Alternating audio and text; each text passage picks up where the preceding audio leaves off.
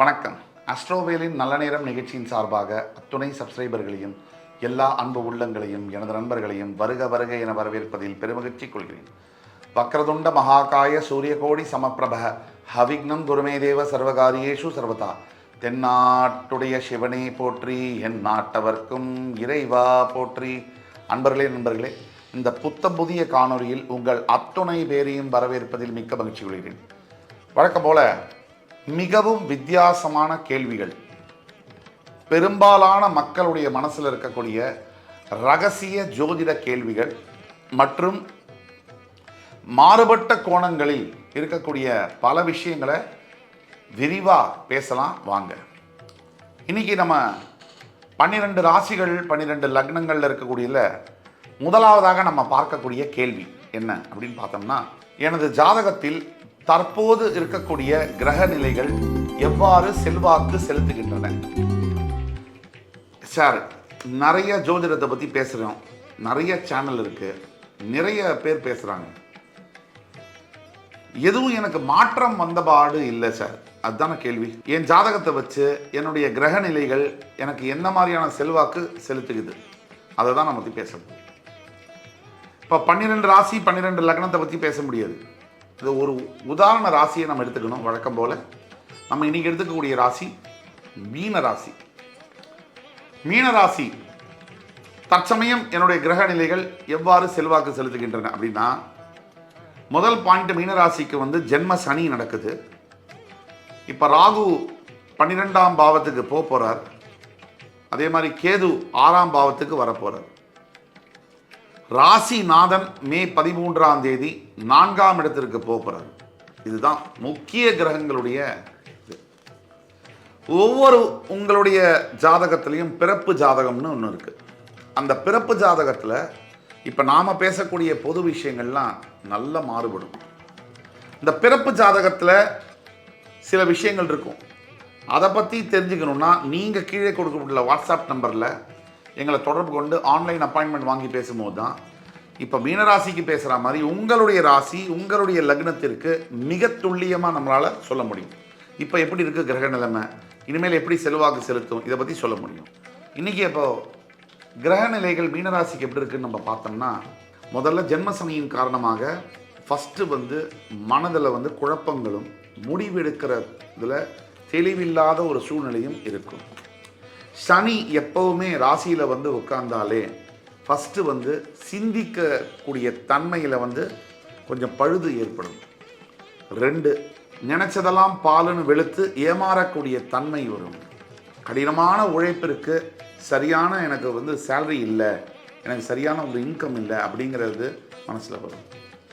அதே மாதிரி 12ல் இருக்கக்கூடிய ராகு 6ல் இருக்கக்கூடிய கேது கண்டிப்பாக சொல்கிறேன், மீனராசிக்கு மிகப்பெரிய அளவில் செல்வாக்கு செலுத்துவாங்க. வெளிநாடு சம்பந்தப்பட்ட கல்வி, திருமணம், வேலை வாய்ப்புகள், அங்கேயே குடிபெயர்வது போன்ற விஷயங்களில் செல்வாக்கு செலுத்துவாங்க. அதே மாதிரி 4ஆம் பாவத்தில் வரக்கூடிய மே 13ஆம் தேதி உங்கள் ராசிநாதன் மிதுனத்துக்கு போவார். அதுக்கு பிறகு தான் உங்களுடைய கிரக நிலைமையுடைய விஷயங்கள் மாறும். உங்களுடைய ஜீவனஸ்தானம், உங்களுடைய ஆயுள் ஸ்தானம், உங்களுடைய விரயஸ்தானம், இங்கெல்லாம் குரு பார்வை விழும்போது தான் மே 13க்கு பிறகு தான் மீனராசிக்கு வாழ்க்கையில் நல்ல மாற்றங்கள் வரும். ஆக இதை வச்சு தான் கிரக நிலைகளை எவ்வாறு செலுத்துது அப்படிங்கிறத வச்சு கோச்சார ரீதியான பலன்கள். இதை விட முக்கியமானது உங்களுடைய தனிப்பட்ட பிறப்பு ஜாதகம். அதை வச்சு தான் நம்ம தெளிவாக சொல்ல முடியும். உங்களுடைய எதிர்கால வாழ்க்கையில் நீங்கள் எந்த டிசிஷன்ஸ் எடுத்தால் உங்களுக்கு ரொம்ப சக்ஸஸ்ஃபுல்லாக வரும் அப்படிங்கிறத சொல்ல முடியும். அடுத்த கேள்வி, இந்த ஆண்டு என்னுடைய தொழில் வாழ்க்கையில் எந்த மாதிரியான முன்னேற்றங்களை நான் எதிர்பார்க்கலாம்? இந்த விஷயத்தை பற்றி பேசும்போதும் மறுபடி நம்ம ஏதாவது ஒரு ராசியை உதாரணமாக எடுக்கணும். தொழில் அப்படின்னு சொன்ன உடனே பொதுவில் பார்த்தீங்கன்னு சொன்னால் செய்கிற தொழில் தான் தெய்வம். இந்த தொழிலில் சரியில்லை, நமக்கு சரியாக போகல அப்படின்னு வச்சுக்கோங்களேன், லைஃப்பில் எதுவுமே நமக்கு நிம்மதி இருக்காது. வீட்டுக்கு போனால் கூட அதே கோபம் இருக்கும், அதே ஒரு ஆக்ரோஷம் இருக்கும். நீங்கள் வீட்டுக்கு வரக்கூடிய ஆம்பளைங்களை பார்த்தீங்கன்னு சொன்னால் அவங்க வெளியில் இருக்கக்கூடிய டென்ஷன் எடுத்துகிட்டு நேராக வீட்டில் போட்டுருவாங்க. அந்த மனைவி என்ன பண்ணுவாங்கன்னா, நான் என்ன தப்பு பண்ணேன், பிள்ளைய வச்சுட்டு வீட்டில் இருக்கேன், எங்கள் மேலே ஏறுற அப்படின்னு. அவர் என்ன சொல்லுவார்னா, நான் வெளி மனுஷங்களை போய் சண்டை போட முடியுமா, வீட்டில் தான் சண்டை போட முடியும். அப்போ தொழில் எவ்வளவு முக்கியம் அப்படின்னா, ஜீவனம் செய்கிறதுக்கும் அடுத்த கட்டத்துக்கு வாழ்க்கையில் குழந்தைங்களை படிக்க வைக்கிறதுக்கும் நல்லபடியாக ஒரு கல்யாணம் பண்ணி வைக்கிறதுக்கோ அவங்களுக்கு அடுத்த தலைமுறையை வந்து நல்லபடியாக செட் பண்ணி கொடுக்கறதுக்கோ எல்லாத்துக்குமே பணம். அது பணம் எது மூலியமாக வரும்? தொழில். அந்த தொழில் தான் மனசில் திருப்தியும் சந்தோஷத்தையும் கொடுக்கும். அந்த தொழில் வாழ்க்கை என்னுடைய இந்த ஆண்டு இந்த வருஷம் என்னுடைய தொழில் வாழ்க்கையில் முன்னேற்றத்திற்கு என்ன வாய்ப்புகள் இருக்குது அதை பற்றி தான் பேச போகிறோம். அதில் நம்ம உதாரணத்துக்கு எடுத்துக்கக்கூடிய ராசி வந்து மகர ராசி. மகர ராசியே அது தொழில் ஸ்தானம். அது சனீஸ்வரனுடைய 10ஆம் இடத்துல, காலபுருஷனுக்கு 10ஆம் வீடு தொழில் ஸ்தானம். தொழில் காரகன் சனி பகவானுடைய வீடு, ஜீவனஸ்தானம் கூட. இந்த மகரத்துக்கு இந்த ஆண்டு தொழில் முன்னேற்றத்துக்கு எப்படி இருக்குன்னு சொன்னால், ஒரிஜினலாக சொன்னால் அக்மார்க்கில் சொன்னால் 1000% நல்லா இருக்கு. மகர ராசிக்கு தொழில் முன்னேற்றம் இந்த ஆண்டு சூப்பராக இருக்கும். ஆனால் எந்தெந்த தொழில்களுக்கு அப்படிங்கிறத பற்றி நம்ம கவனமாக பேசணும். ரியல் எஸ்டேட் தொழில், மருத்துவத்துறை, அரசியல், அதை தவிர வந்து ஹோல்சேல் மொத்த வியாபாரங்கள், விவசாயம் சார்ந்த தொழில்கள், இப்போ ஆர்கானிக் ப்ராடக்ட்ஸ் எல்லாம் இருக்குது, புதுசாக அது ஷோரூம்லாம் வைக்கிறாங்க, அந்த மாதிரி தொழில்கள், கட்டுமானத்துறை, ஜவுளி கடைகள், இதெல்லாம் இந்த சம்மந்தப்பட்ட தொழில்கள் நீங்கள் இருக்கீங்க. விளையாட்டுத்துறை, இந்த மாதிரி விஷயத்தில் நீங்கள் இருந்தீங்கன்னா உங்களுக்கு இந்த ஆண்டு ரொம்ப பிரகாசமாக இருக்குது அப்படின்னு தான் நம்ம சொல்லணும். இப்போ நீங்கள் இந்த நேயர்கள் வேறு வேறு ராசியில் இருக்கலாம். இது ஒரு ராசி உதாரணமாக சொன்னோம். வேறு வேறு ராசியில் இருந்தீங்கன்னா உங்கள் ராசிக்கு உங்களுடைய பிறப்பு ஜாதகத்தை வச்சு நீங்கள் கீழே கொடுத்துள்ள வாட்ஸ்அப் நம்பரில் தொடர்பு கொள்ளும்போது உங்களுக்கு எந்த தொழில் சரியாக வரும், உங்களுடைய தொழில் முன்னேற்றத்திற்கு என்னென்ன செய்தால் அந்த வாய்ப்புகள் வரும் அப்படிங்கிறத பற்றி மிக துல்லியமாக சொல்ல முடியும். அடுத்த கேள்வி, எனது திருமண வாழ்க்கைக்கு மிக பொருத்தமான ராசி அல்லது நட்சத்திரம் இது? இதில் ரொம்ப சூட்சமும் இருக்குங்க. எந்த ஒரு ராசியும் எந்த ஒரு நட்சத்திரமும் பொருத்தம் இல்லை. கெட்ட ராசி கெட்ட நட்சத்திரம் அப்படி ஒன்று இல்லவே இல்லைங்க. இந்த விஷயத்தை நம்ம பேசும்போது நான் ஒரு மிகப்பெரிய உண்மையை உங்கள்கிட்ட பகிர்ந்துக்க விரும்புகிறேன். முக்கியமாக அந்த 10 பொருத்தம் அப்படிங்கிறது எனக்கு எந்த பயமும் இல்லை. அது ஒரு ஃபேக், அது ஒரு பொய். வேத ஜோதிடம், வேதிக் அஸ்ட்ராலஜி என்று சொல்லக்கூடிய வேத ஜோதிடத்தில் இந்த 10க்கு 10 பொருத்தம் அப்படிங்கிறது சொல்லப்படலை. இடைப்பட்ட நாட்களில் தான் இது பேசுகிறாங்க. இப்போ நீங்கள் ராசி பொருத்தம், நம்ம திருமணத்திற்கு பார்க்கக்கூடிய ரஜ்ஜு பொருத்தம், இதெல்லாம் பண்ணி 10க்கு 10 பொருத்தம் இருக்குதுன்னு சொல்லி தான் கல்யாணம் பண்ணுறோம். 10ஆவது நாளே விவாகரத்து, திருமண முறிவெல்லாம் ஏற்படுறத கூட நம்ம பார்க்குறோம். இதுக்கு என்ன காரணம்னா, வேத ஜோதிடங்களில் சித்தர்கள் சொன்ன திருமண பொருத்த முறை ஃபாலோ பண்ணப்படலை ஏதோ ஒரு காரணத்தினால. அதனால தான் திருமண முறிவுகள் அதிகமாக ஏற்படுகிறது. சரியான பொருத்தம் பார்த்து திருமணம் செய்யும் பொழுது எப்படி பார்க்கணும் திருமண பொருத்தம் அப்படிங்கிறத அவங்க தெளிவாக சொல்லியிருக்காங்க. நாம தான் பின்பற்றலை. அவங்க சொன்ன முறை வேற.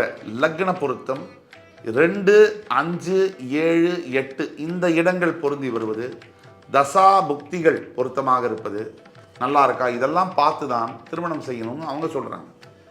இடைப்பட்ட காலத்தில் யாரோ சில நபர்களால் அது மாற்றப்பட்டு வேறு விதத்தில் அது பயணிக்கிறது அப்படிங்கிறது தான் உண்மை. அப்போ 10க்கு 10 பொருத்தம்ங்கிறது பொய் தான். இப்போ திருமண பொருத்தத்துக்கு எந்த ராசி அப்படி எந்த நட்சத்திரம் அப்படின்னு பார்க்கும்போது 12 ராசி நட்சத்திரம் பார்க்க முடியுமா? நேரம் இல்லை. வழக்கம் போல் ஒரு ராசியை உதாரணமாக எடுத்துப்போம். மீன ராசி. இப்போ மீன ராசிக்கு எந்த ராசி எந்த நட்சத்திரம் பொருந்தும்? இப்போ மீன ராசிக்கு பொருந்தக்கூடிய ராசிகள் அப்படின்னு பார்த்தோம்னா கண்டிப்பாக வந்து சிம்ம ராசி தகராறு இருந்தாலும் வண்டி ஓடிடும். அதற்கு பிறகு தனுசு ராசி நல்லா பொருந்தும். அதற்கு பிறகு மீனராசிக்கு பொருந்தக்கூடிய ஒரு ராசி அப்படின்னு பார்த்தோம்னா கடகராசி ரொம்ப பொருந்தும்.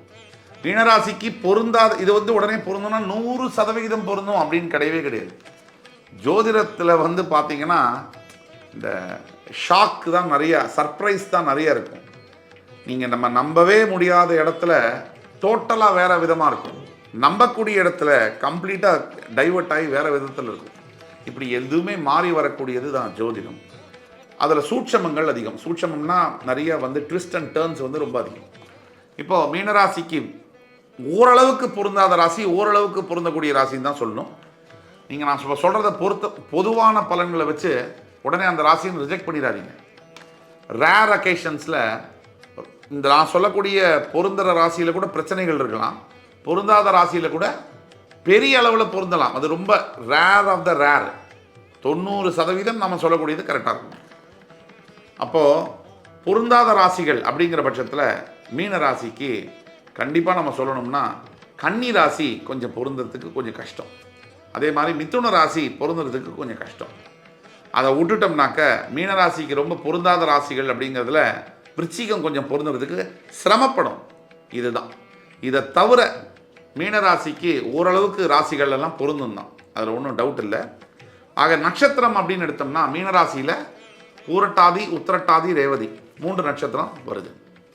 இதில் எப்போவுமே நட்சத்திரம் எந்த நட்சத்திரமோ நீங்கள் பிறந்த நட்சத்திரம் அதிலிருந்து 8வது நட்சத்திரம், இப்போ மீனராசிக்கு ஒரு எடுத்துக்காட்டுக்கு பூரட்டாதி நட்சத்திரம்னு வச்சுப்போம். அதுலேருந்து 8வது நட்சத்திரம் பார்த்தீங்கன்னு சொன்னால் நீங்கள் வந்து மிருகசீரிட நட்சத்திரம். மிருகசீரிட நட்சத்திரத்தில் கொஞ்சம் மீனராசிக்கு பூரட்டாதியில் பிறந்தா மிருகசீரிடில் பிறந்தா கொஞ்சம் சிக்கல்கள் வரலாம். எல்லோருக்கும் அல்ல, பெரும்பாலானவர்களுக்கு. அதே மாதிரி உங்கள் நட்சத்திரம் எதுவோ உத்திரட்டாதின்னு வச்சுக்கோங்க. உத்திரட்டாதி நட்சத்திரத்திலேருந்து 8 நட்சத்திரம் எடுத்துங்க. உத்திரட்டாதி, ரேவதி, அஸ்வினி, பரணி, கிருத்திகை, ரோகிணி, மிருகசீரிடம், அதுக்கப்புறம் திருவாதிரை.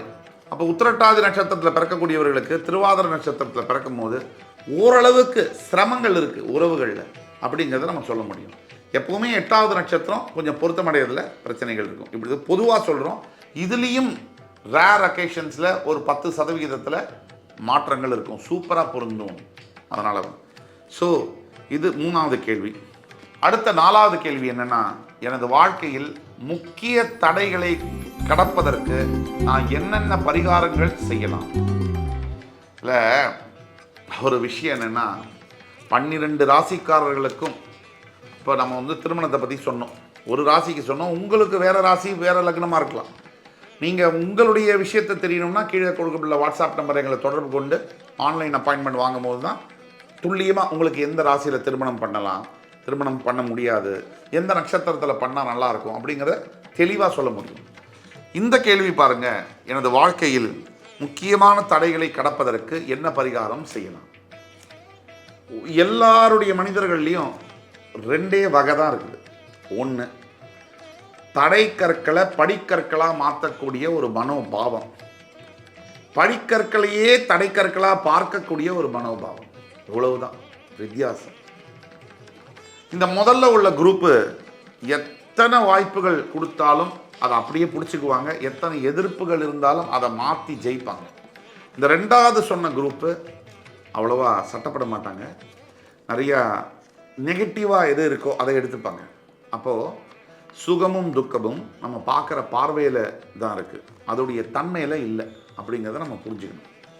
இப்போது வழக்கம் போல் 12 ராசிகளுக்கும் இதை பற்றி சொல்ல முடியுமா? நேரம் இல்லை இல்லையா? அதனால் ஒரு ராசியை நம்ம உதாரணமாக எடுத்துப்போம். மகர ராசியை எடுத்துப்போம். எனது வாழ்க்கையில் முக்கியமான தடைகளை கடப்பதற்கு என்ன பரிகாரம் செய்ய வேண்டும்? மகர ராசி. மகர ராசியை பொறுத்த வரைக்கும் நாம் சொல்லி தான் தெரியணுங்கிற அவசியம் இல்லை. கர்மஸ்தானத்துக்கு ராசி. இவங்களுக்கு எந்த தடைகள் இருந்தாலும் இயற்கையிலேயே நீங்கள் அதை தாண்டிடுவீங்க. ஆனால் என்ன பரிகாரம் செய்யலாம்? இப்போ மகரத்துக்கு சொன்னால் கூட உங்கள் சுய ஜாதகம் பொதுவாக பேசுகிறோம். உங்கள் சுய ஜாதகத்தில் பலன்களை வச்சு லக்னம் இதெல்லாம் பார்த்து தான் நம்ம சொல்ல முடியும். இப்போ மகரத்திற்கு என்ன பலன்கள் செய்யலாம், பரிகாரம் செய்யலாம்? மகரத்திற்கு தடை இருக்குது. என்ன தடைகள் இருந்தாலும் என்ன பரிகாரம் செய்யலாம்? ஒரு எடுத்துக்காட்டுக்கு மகரத்திற்கு திருமண தடை இருக்குது. திருமணம் நடக்கலை, லேட் ஆகுது. மகர ராசி என்ன பண்ணலாம் அப்படின்னு சொன்னால் ஸ்வயம்பர பார்வதி யாகம் அப்படின்னு ஒன்று இருக்குது, அதை செய்யலாம். இல்லைன்னா நித்திய கல்யாண பெருமாள் கோவிலுக்கு சென்று 2 மாலைகளை சாத்தி அந்த மாலைகளை திருப்பி வீட்டில் எடுத்து வந்து மாட்டிட்டு கல்யாணம் முடிந்த பிறகு மணமகன் மணமகளோடு சேர்ந்து வந்து இந்த பழைய மாலையை வந்து நான் உனக்கு சாத்துறேன் அப்படின்னு சொல்லி வேண்டிட்டு வந்து பண்ணலாம். மகர ராசிக்கு வேறு என்ன தடைகள் இருக்கலாம்? வியாபாரத்தில் தடை இருக்குன்னு வச்சுக்கோங்க. மகர ராசி என்பவர்கள் சுதர்சன மகாசக்கர யாகம்னு இருக்குது, அதை பண்ணலாம். இல்லைன்னா இந்த 15 வயசுக்கு உட்பட்ட பெண் குழந்தைகளுக்கு கல்விக்கான உதவிகளை செய்யணும். அதே மாதிரி 65-70 வயது மேற்பட்ட முதியவர்களுக்கு அன்னதானம் செய்யணும். இதையெல்லாம் ஒரு பரிகாரம். முக்கிய தடைகளை நீக்கக்கூடிய பரிகாரமாக இதை தான் நம்ம பார்க்கணும். மகர ராசியை பொறுத்த வரைக்கும் முக்கியமாக நீங்கள் செய்யக்கூடியது, மறக்காமல் செய்யக்கூடியது, உங்களுடைய அப்பா அம்மாவை ரொம்ப நல்லா பார்த்துக்கணும். அவங்களுடைய மரியாதை, அவங்கக்கிட்ட அன்பு செலுத்துவது, இதையெல்லாம் நீங்கள் செய்யும் போது தடைகளே வராது. முதல்ல பெற்ற அப்பா அம்மா, அதில் தடையே வராது. தடைகளை தகர்ப்பதற்கான பரிகாரம் நம்ம பொதுவாக சொன்னாலும் குறிப்பிட்ட உங்களுடைய பிறப்பு ஜாதகத்தை பார்த்தாதான் உங்களுடைய பிரச்சனை என்னங்கிறத நம்ம புரிஞ்சுக்க முடியும். அதற்குண்டான சரியான பரிகாரத்தை நம்ம சொல்ல முடியும். ஆக என் உயிரினும் மேலான அன்பு நேயர்களே, இந்த எபிசோடு உங்களுக்கு பிடிச்சிருக்கும்னு நம்புகிறோம். இதற்கப்புறம் அடுத்த காணொளியில் உங்கள் அத்துணை பேரையும் சந்திக்கும் வரை உங்களிடமிருந்து விடைபெறுவது உங்கள் சுபாஷ் பாலகிருஷ்ணன். நன்றி, வணக்கம், வாழ்க வளமுடன்.